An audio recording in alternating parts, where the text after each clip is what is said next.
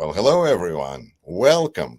You are listening and watching simultaneously, perhaps, Silicon Curtain, a channel you know and love, and also this humble little channel, Rashkin Report in English, which is an offshoot of my more popular channel, Rashkin Report. My name is Yuri Rashkin. I live in Wisconsin in the United States. I'm originally from Russia, or as I say, I was born in Mordor. And I've lived in the United States since my parents brought me here many, many years ago. And I'm excited to be joined every week by Jonathan Fink, who is the voice, the host of Silicon Curtain, really a channel that I just grown to enjoy watching and seeing great faces and interesting viewpoints and generally healthy conversations just take place on that channel. So very recommend Silicon Curtain for anybody who hasn't subscribed yet. Please do so. You will be better informed. I am so sick and tired of people who say they're interested in news and then it turns out they're just conspiracy theorists. This is not one of those shows. Jonathan, welcome, welcome, welcome. Thank you so much. What a fantastic introduction. Of course, your channel is you're being humble there. It is not modest at all. It has a fantastic following and does tremendous work as well. And I was about to say, you must count your blessings every morning that your parents were enlightened enough to take you to the United States from Russia. Maybe at the moment that doesn't feel like the best choice. You know, it's remarkable because my parents have passed on many years ago, and back when we first left Soviet Union, as Soviet Jews traveling from Soviet Union to America, our first stop was Vienna. And I said, Mother, this is amazing. I mean, I didn't realize that Vienna and Austria were really on a kind of a different level from everything. I just knew this was really not Soviet Union. And I said, why go anywhere else? Why can't we just stay here?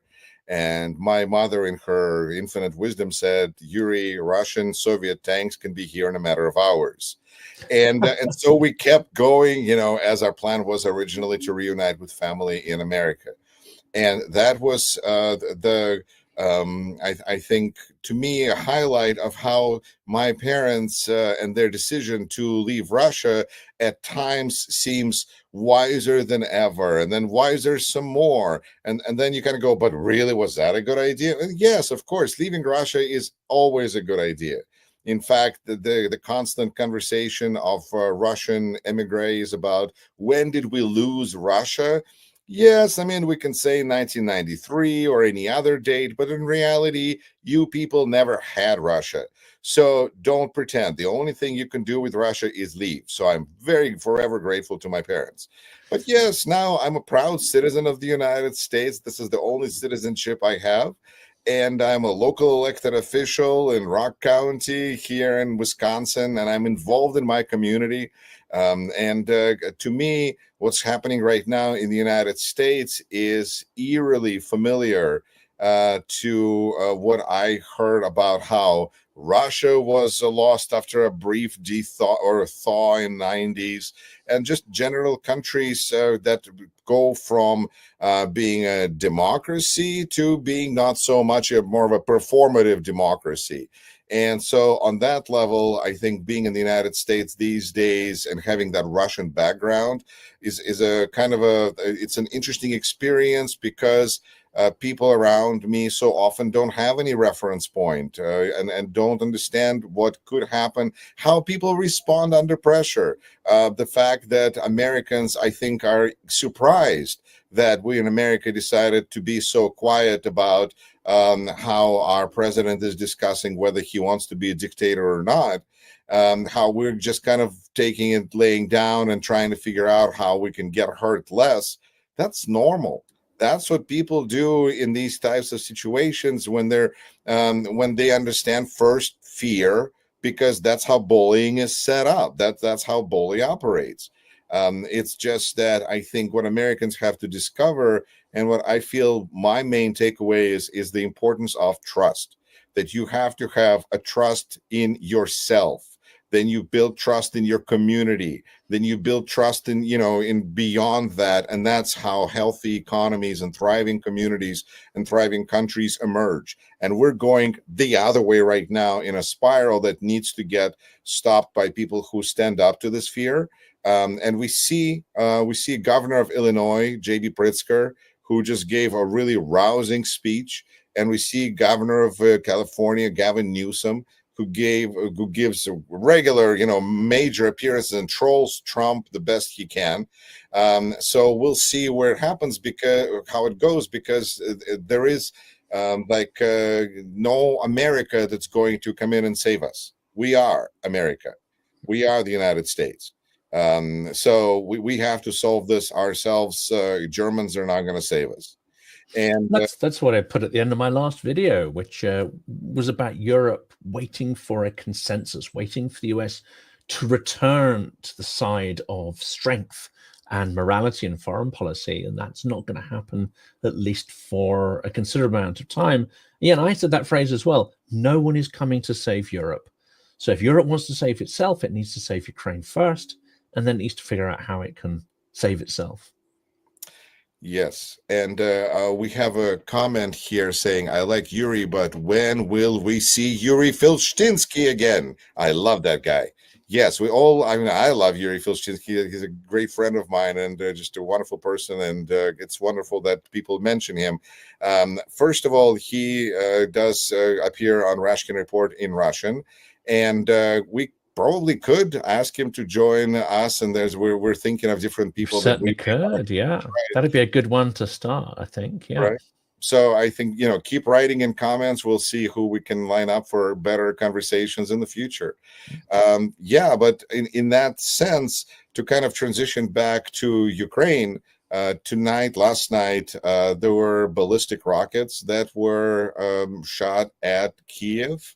And on one hand, Putin is experiencing the absolutely satanical joy here because he got some people, he got some children. I'm sure he feels like, Peskov said the mission is accomplished, so everything is going well, and they're trying to terrorize Ukrainians into surrendering. But it's a fail, A, because they're not getting Ukrainians to surrender, and 2, because Ukrainians are doing a hell of a job destroying Russian capacity for oil gas refineries, which are, last I heard, are 17% down.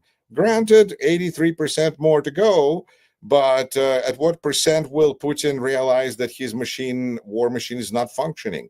I think that attacking civilians is disgusting and despicable, but it's not going to get Putin any closer to his dream of owning Ukraine.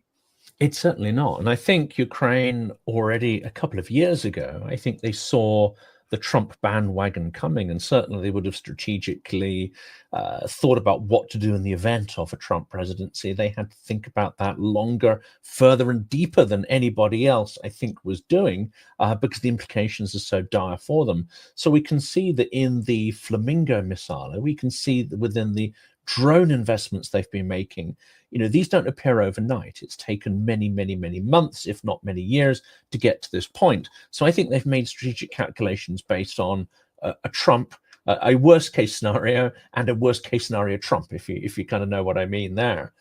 If we then fast forward that through, they can see the division within Europe. Now, Europe gets sort of canned all round from everybody all the time, including Trump. The fact is, Europe is providing more funds for Ukraine now than the US did at the height of its commitment under Biden. European production of ammunition shells is up 6-fold in the last year. So when people say Europe's doing nothing, this is unfortunately really giving some oxygen to Russian propaganda here. When Trump says Europe's doing nothing, we're doing everything, this is a flat out blatant lie. So I think it's useful to kind of be balanced here. But Ukrainians be looking at this saying, yes, we're very grateful for that, but it's not doing enough. So how do we, 1, survive? How do we, 2, have something that aligns with some kind of victory? And 3, how do we have something that aligns with justice and future security? they, I think, will come to the conclusion that what you have to do is have a siege of Moscow, not physically surrounding it in the medieval sense, but you have to cut off its resources. Firstly, to cut off the resources of the war machine, the logistics that you've talked about there. But secondly, you have to start taking out the logistics and energy nodes that are coming into Moscow. Because Moscow is, as we discussed before, Moscow is this tumor. It soaks up resources, it soaks up energy, it soaks up all the talent of the country, but that's not where the wealth is created. All the wealth is dug out of the ground in the east and the north in areas which are entirely impoverished, and it requires huge logistical routes and pipelines to bring these resources in for processing and then to turn that into money, resources, food, etc., which is then consumed by this monster that is Moscow. Well, Ukraine's strategy, I think, is not going to be explicitly stating this, but it is going to be moving to strangulate the Russian capital and its vast population, especially into the run-up to autumn or winter. That is what I think they have to do in order to meet those criteria I talked about, victory, justice, not retribution, but restitution, and these kind of things. And if they don't do these, then we're going to see a steady bleeding out through next year. I think Ukraine and its leadership will do what is required. And that's where I think we're going to be heading over the coming weeks and months, because Trump's not going to end the war. In fact, I think, throw this back to you, I think Trump has been providing quite consciously distraction and deflection from what's really going on. What's really going on is the US is not providing any aid to Ukraine. It is now removing that aid which Biden had mandated, both physical equipment but also the permissions in terms of targeting data, removing the permissions to use US systems to hit Russian territory, including HIMARS, etc. And it is either trying to distract allies or actively deflect them from supporting Ukraine. This is what I think is really going on. The rest is this extraordinary kind of shiny puppet show of confusion, which of course you've titled the episode as. It's true, because it's what we're seeing. I think that, of course, if you're a Trump believer, witness Trump witnesses, then you see whatever Trump tells you to see. But if you are just following information, and then I think it's admirable. Thank you, Jonathan, for your laying out of this complex issue so comprehensively and pretty briefly, honestly, considering how much you have covered. I think that, first of all, with Yuri Filshtinsky's, his approach would be that nothing is going to change until we bomb Moscow. But I like your definition of Moscow in a way being kind of almost metaphorical, which is true. We have to hit metaphorical Moscow every day. And I think that is clear. And Ukrainian approach of trying to drain Russian resources and by hitting their facilities seems to be making an impact. And I think that Ukrainians certainly enjoy the pictures of this burning, oil refineries. And I think that in the future, when Ukrainians are going to be celebrating the holiday of defeating Russia, children should have little sparklers to celebrate the burning Russian factories. I think that'll be really great. But I think that security guarantee of Ukraine lies, first of all, in well-armed Ukraine and Ukrainian army, because that's, I think, what everybody's consensus is. And part of well-armed Ukraine is working with allies.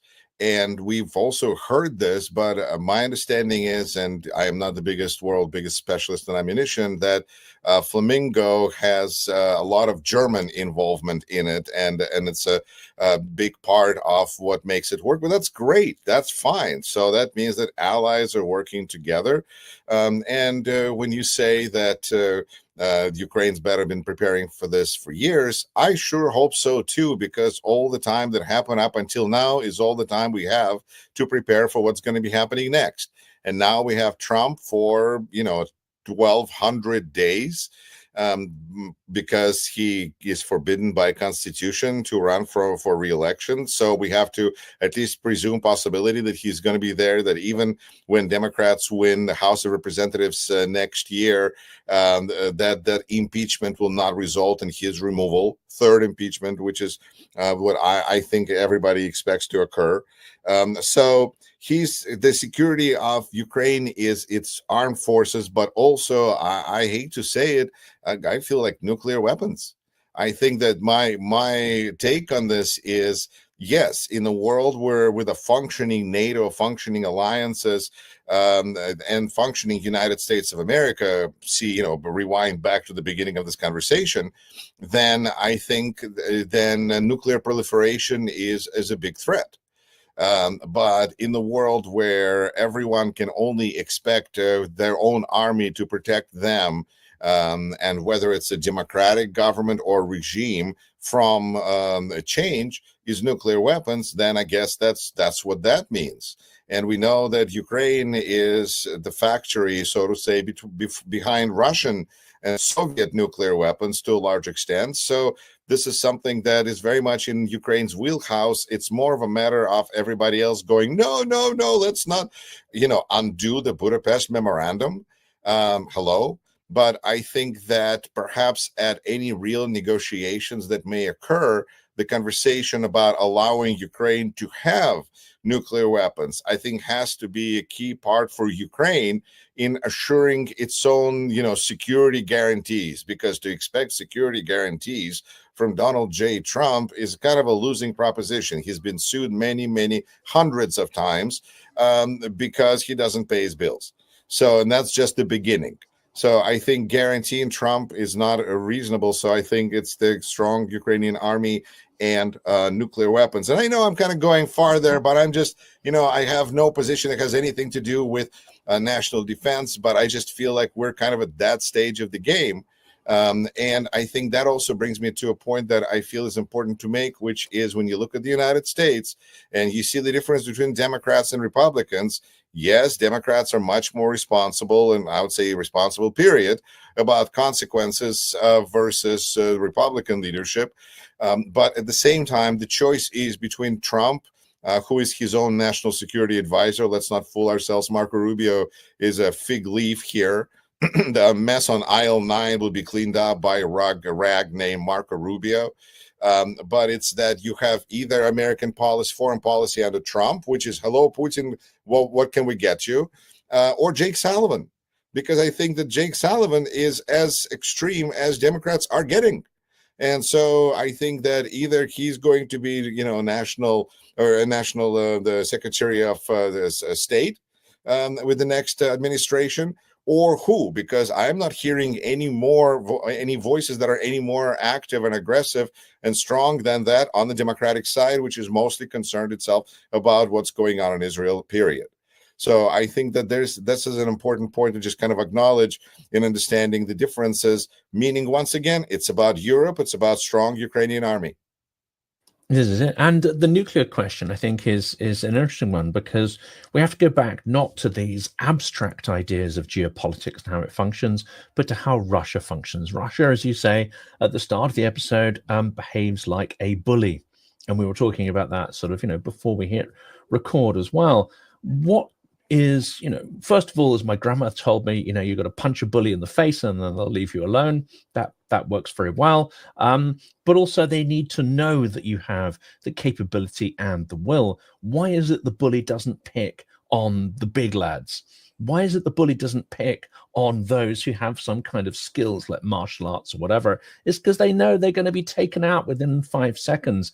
They try to scent weakness. And I think this is what Putin is. He's like the shark trying to scent blood in the water.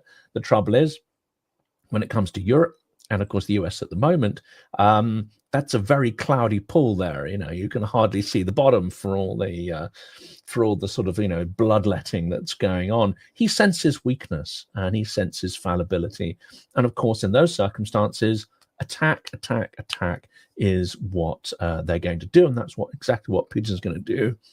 In that strike last night, of primary importance, an apartment block was hit.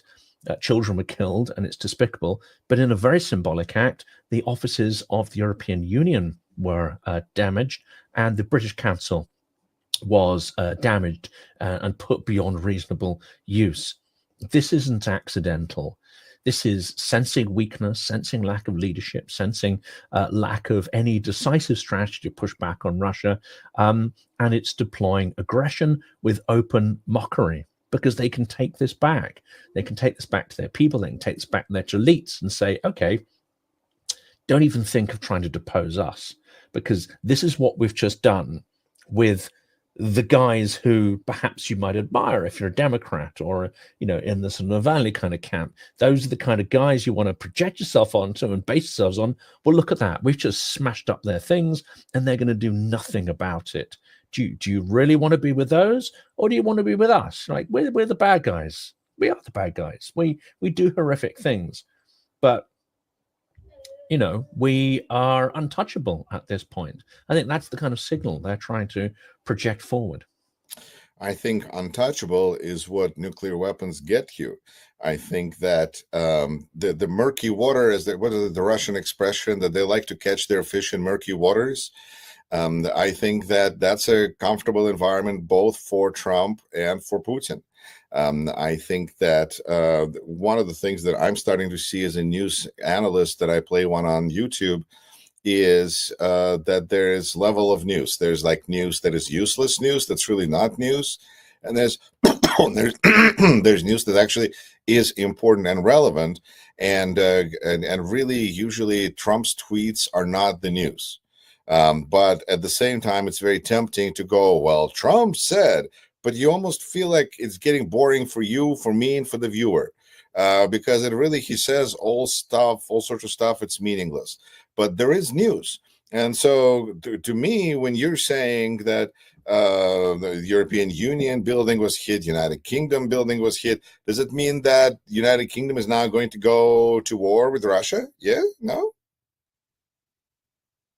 No, I'd say alas, no. I mean, I don't think we should be going to war directly with Russia. We, you know, we don't want anything that they have. Quite frankly, it's yeah. I mean, yeah, we've got our own stuff. We don't need their shit.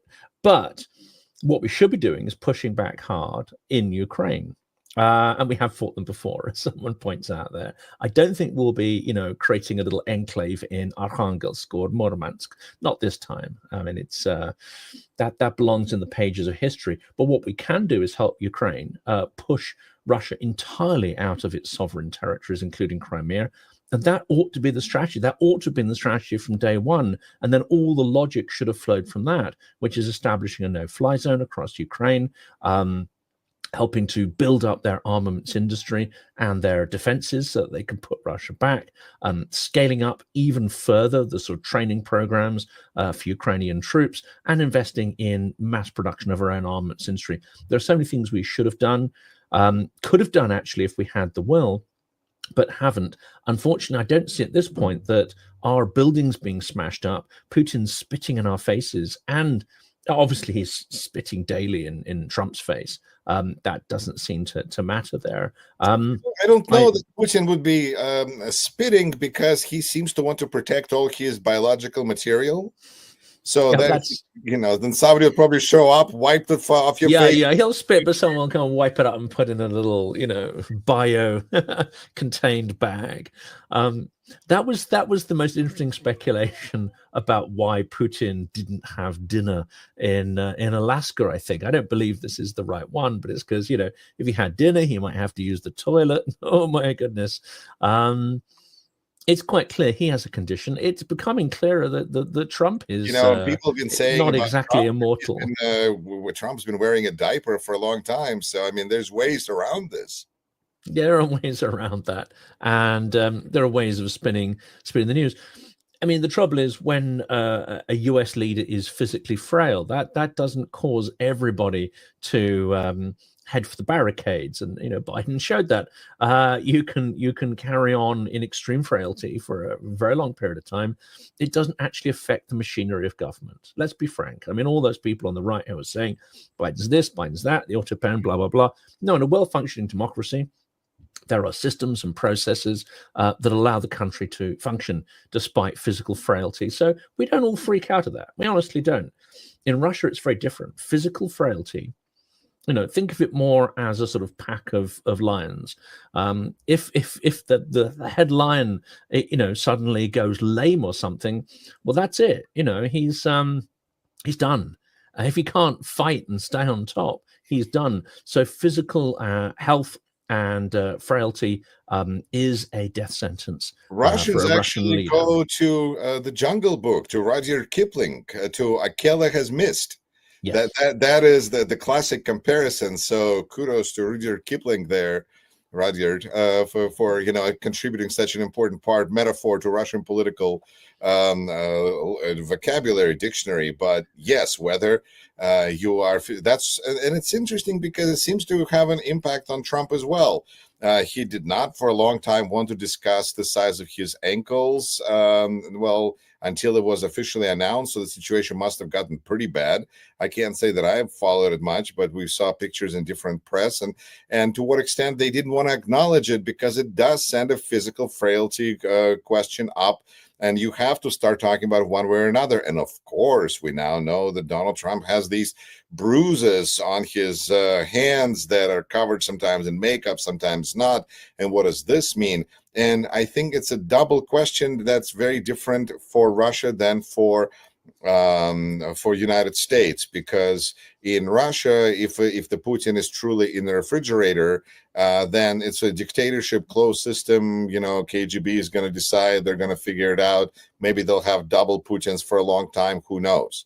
But in the United States, if we have physical frailty, we have vice president who is standing nearby, and as seems to be the case with many administrations, is designed to scare the other party into submission, in a sense that no matter how bad the president is, vice president looks even scarier. Well, I was going to say, and puts my mind at rest knowing that Vance is one step away from the throne. He's much younger and he's physically fitter. I mean, you can say that. Side, and so is Elon Musk. I heard that Elon Musk decided not to invest in the third party and instead just invest in JD Vance as the heir to this. Is that really? I haven't heard that one. Is that okay? So they decided that maybe JD Vance is going to be an easier to control vehicle to ride than Donald Trump, who seems to be really just eating out of Putin's hand, and everything else. Whatever, if he's making money, then I guess it's all good.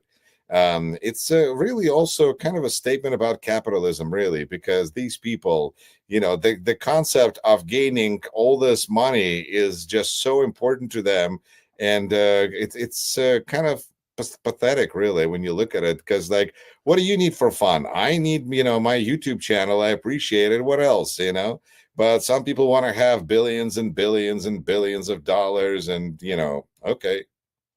Yeah, I mean, all these little rooms and books and a microphone. Well, there's a few other things I quite like as well. I mean, I always quite liked, the latest Jaguar sporty car or some E-Type. That would be nice. But apart from those slight material desires there, no, certainly. And there's a couple of interesting comments coming through here. I mean, one is probably too crude to read. But basically ask the question, why does Europe cry about the US all the time while, let's put it so mildly, while pandering to Trump? That's not exactly what he wrote there. It's something that would get this video demonetized.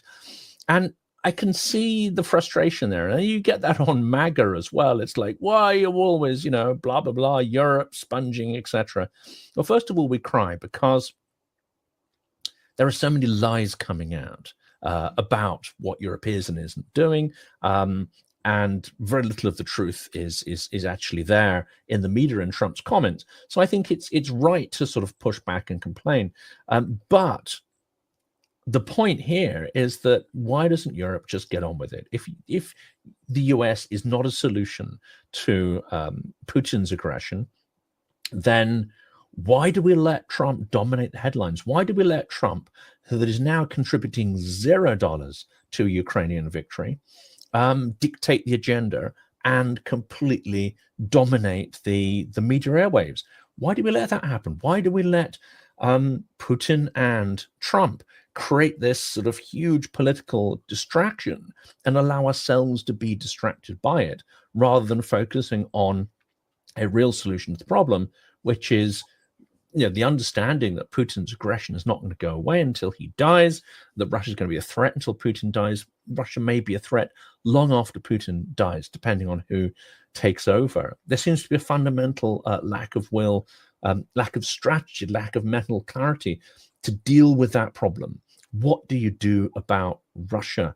Russia that is intent on rebuilding its imperial territories and imperial influence and sees Eurasia, that is the European continent, as its sort of bullpit where it can do whatever it wants. I mean, that's not true. Europe is full of sovereign countries. We should not be allowing Russia to even think for 1 second that it has dominion over our countries and over our geography and our resources. But unfortunately, as you said earlier, politicians, public, the media are just endlessly distracted by the problems that are in front of their nose, not the larger issues. I think larger issues are kind of scary sometimes. I think that one way that Epstein case in the United States can be looked at is a case about pedophilia and protection of children. But the other side of the story, which I think is very important, is the divide that there is in America, where you have one group of people that are able to do whatever they want and another group of people that can't. And that divide, what do we deal with? Do we want to look at this problem too closely, or is this going to be kind of terrifying? And of course, we have different approaches because Democrats, progressives look at it and say, well, we can't quite fix the inequity. I mean, this is America, there's capitalism, but we can help other people, most people, get better education, get better health care, and at the same time prosper while those people do things they seem to always do and hope that a prosecutor will get to them one day, knowing that really Democrats may be just as disinterested in going way to the top and rather would just settle for helping people, which is not the worst answer considering all the possible options. But on the other hand, the Trump administration, the MAGA approach is to say, this government, it can't do anything well. All we can do is just take parts of it and put in our pocket through taxes and give away taxes. But at the same time, we can use this government to punish people that we don't like.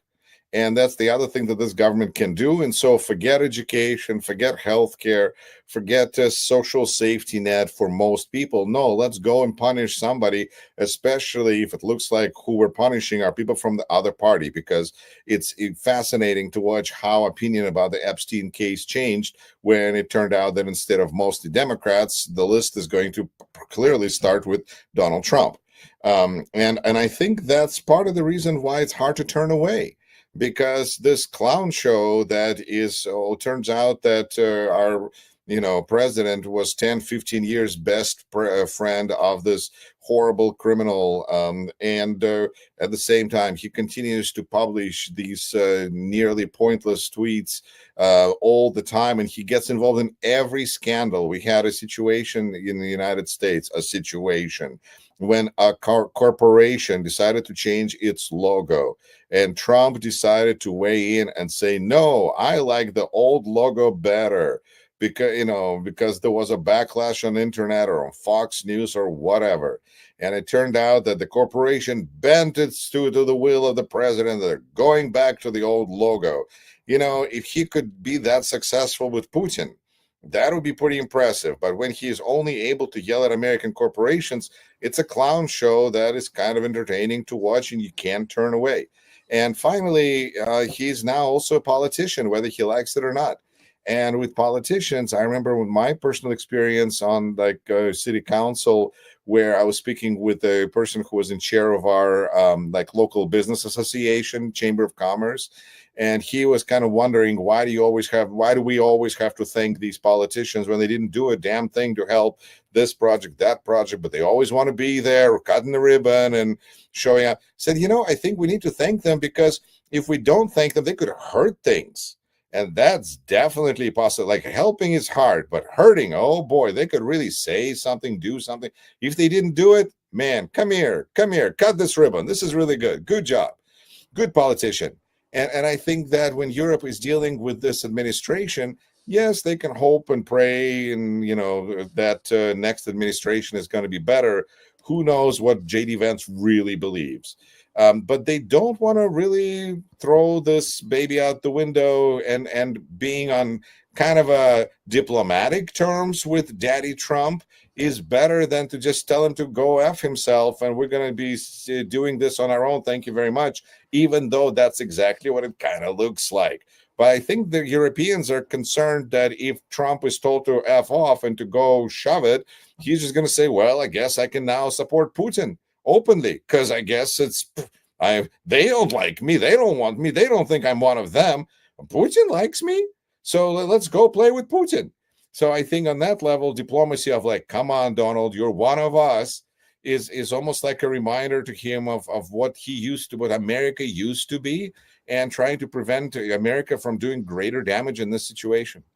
And I think that would be okay if, in parallel to that, we were taking real decisive leadership and taking really decisive actions towards Ukraine and to push back Russia, and then point to him and say, look, this is what we're actually doing, and this is what's working. What would be an example of such a decision? I think the big one has to be this idea of helping Ukraine to close the skies. This is one where I've had various military experts even disagree amongst themselves as to whether it's feasible or not. But closing the sky would be a demonstration of our commitment to the sovereignty and sanctity of Ukrainian territory, and also understanding that there is a hard barrier to the edge of Europe. That hard barrier now is in Ukraine against autocracy and democracy, and that we have a role in protecting that rather than leaving it to Ukrainians to do that, to suffer, the injuries and deaths and destruction from missiles. That would have been a decisive and highly symbolic step. That might have even deterred Putin in some respects from certain actions. But no steps, as far as I can tell, have been taken along those lines. And I understand that's not going to be easy, but I think closing the skies is certainly more realistic than, say, boots on the ground. And indeed, many Ukrainians I've spoken to say, well, what boots on the ground? What NATO? Because Ukraine has the second most powerful army in Europe at this time, or the most powerful if you count Western Europe, Western Central Europe. What can NATO at this point do? What can a reassurance force of European countries actually do on the ground? Well, probably not much more than Ukraine is doing for themselves. They may even kind of get in the way at this point, and create further vulnerability and targets for Russia. But closing the skies is a clear demonstration that we're prepared to push back against senseless Russian aggression and, let's face it, war crimes, because most of these missiles are not hitting military targets whatsoever. I think that would be a clear demonstration of supporting the values that we profess and supporting an ally in a way that is entirely legal. I mean, we didn't ask Khrushchev's permission to set up NATO. We didn't ask Yeltsin's permission to extend NATO to European countries, and we should not be deferring to Putin. We should be taking these steps if we think they're the right ones, and not being coerced by him or bullied by Trump into not taking these actions. But I can see why we might need to play a little bit of our own distract and deflect diplomacy with Trump. The time we've got, I wanted to ask you, how bad is this slide? Because, again, as you say, we see so many stories in the media. It's kind of quite difficult to pull the different strands together. But there are certain things that certainly give me some cause for concern beyond the sort of basic headlines that scream. One is the attempt to destroy the separation of powers, essentially, and sack the head of the Federal Reserve, Lisa Cook. That seems like an extremely authoritarian and quite a sort of dangerous move away from, let's say, scientific-led governance. You've got the National Guard that is directly challenging, the authority of local law and order in DC, and that's clearly going to spread to many other cities as well. So how bad is this kind of slide? And now we've got Gavin Newsom talking that, don't be mistaken here, Trump is entirely serious about pursuing a third term. Thinking about with the closing skies and then transitioning to the American politics and how all of this feels from here, I feel that if Ukrainian skies were closed by European allies, that would essentially declare Europe to be more or less official party to the war, and that would really bring us into armed conflict, which seems to be, in my observation, something that everybody seems to be consistently trying to avoid. There's just no appetite in the end from even Europeans who are more aware of how they're vulnerable now than ever. But there's just no appetite to go to war with Russia. No. In fact, avoidance at every conceivable cost is what we're actually seeing. And that's to me why I kind of feel like listening to you, feeling how I feel, thinking back to my recent stream with Roman Cymbaluk, who is one of more prominent Ukrainian journalists, and we were discussing that the party of peace time has passed, that it's almost like it's time for party of war. And that's just kind of a general political trend that I feel like there's enough people that are saying the kind of things that you're saying, I'm saying, Raman is saying. A lot of people are saying, like, we have to stand up to Russia. We can't just be trying to avoid a conflict at every possible expense. But that really sends a message that there's people who see the conflict with Russia as either unavoidable or as borderline desirable. And I think that this is about going back to what you said about how to deal with a bully. You have to punch a bully in the face. And if that's desirable or undesirable is a beauty in the eye of the bully. But I think that we have a kind of I'm sensing a shift here in the conversation. And I honestly think it's great. I think it's an important conversation to have. And maybe that's how good ideas will emerge. And instead of just trying to figure out how we can avoid conflict with Russia. All right, where did that get us all? Let's assess the situation. And as far as the United States, I think the key word to describe everything that's happening right now is purges, where we see administration that is trying to get rid of anybody who is saying no, who is disagreeing, who is not putting the whatever policy of Trump today or if Secretary of Health RFK Jr. is, then those people get kicked out, fired, let out of the building practically. And we see this happening with right now, most recently, not just with Federal Reserve, which is kind of important, very important, but kind of a little bit distant for a lot of people, but more so what we see with the purges at CDC and mass resignations, which is Center for Disease Control, and that's vaccinations, that's mass health, that's public health issues. So I think those are going to be things that if they don't resonate with American public, then it's interesting what actually will resonate. At what point, which child is going to say that the emperor is naked when all the other adults are going to be like, that's right, like he was not naked before. But I think that's what we're seeing in the United States. And I think that Governor Newsom is showing a lot of leadership, and Governor Pritzker is showing a lot of leadership. I just posted a video on my channel. I love doing it when an American politician will give a rousing speech, and I do it like I do a voiceover. It's good stuff.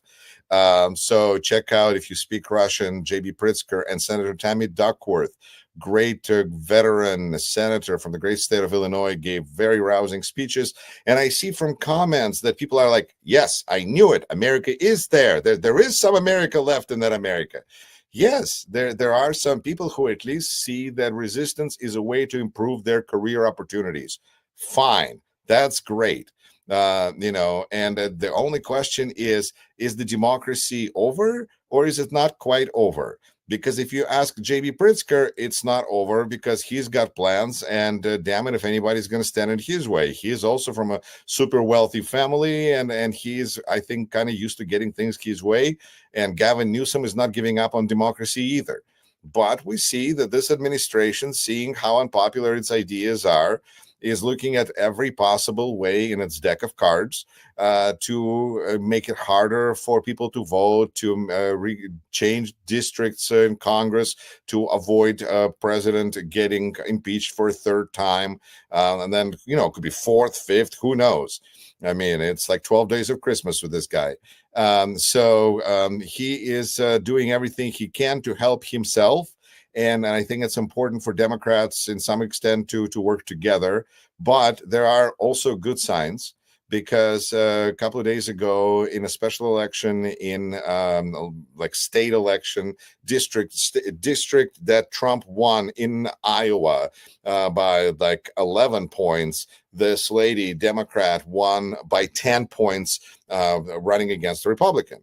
So I think there's a lot of outrage there, and I think that Trump has a really good opportunity to frankly overplay his hand, because the way that he's trying to get his districts is by carefully cutting them in such a way that only Republican will have a chance. But it's relying on the fact that people still feel the way they felt a year or two ago, last time there were elections.